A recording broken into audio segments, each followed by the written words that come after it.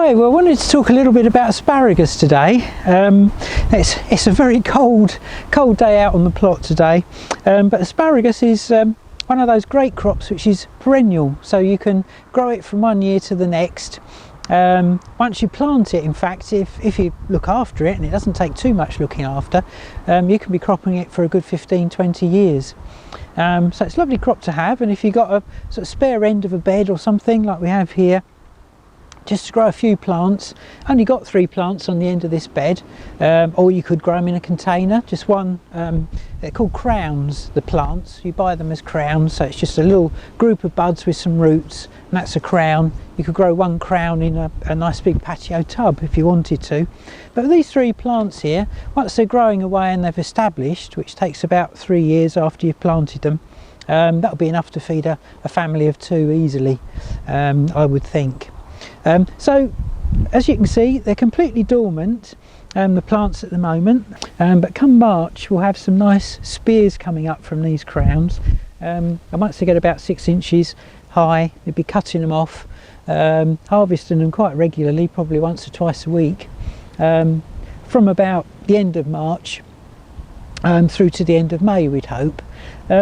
So just don't need an awful lot of attention, but at this time of year, just before they come through, it's quite a good idea just to give them a little bit of care. So what I would do is to make sure there's no weeds in here, and you can see we've already taken out any weeds, so it's all nice and clean.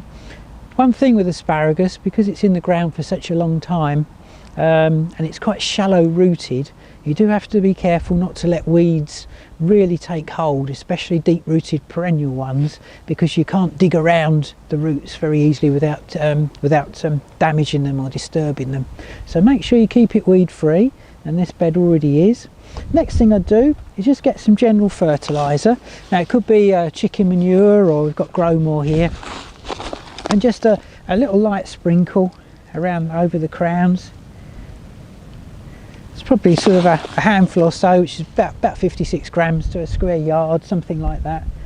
Doesn't matter too much. And just give them a sprinkle around,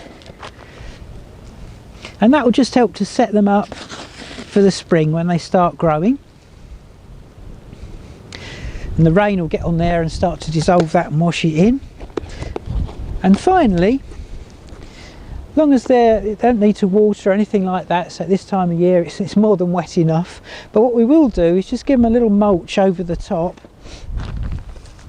Well rotted garden compost is what we've got here, or you could use well rotted manure. But this is some lovely compost we've got in here, really nice, perfect. And just a little light sprinkling over the top of the crowns. And that builds up, you can see already here from last year, it builds up year on year and really improves the soil. The worms will pull that in. It's also got some nutrients in it, so it will help to feed the crowns, helps to improve the soil, does them the world of good. Also helps to protect them from any frost as they're coming through. So it helps to insulate them a bit from the cold. Get some more. This is lovely stuff, you could bottle this. So just over the top, not too deep, couple of inches, and then the spears will soon push their way through that. As I say, by the end of March you'll be seeing the movement, seeing them grow through, and you can think about harvesting them. So that's looking after asparagus in late winter, early spring.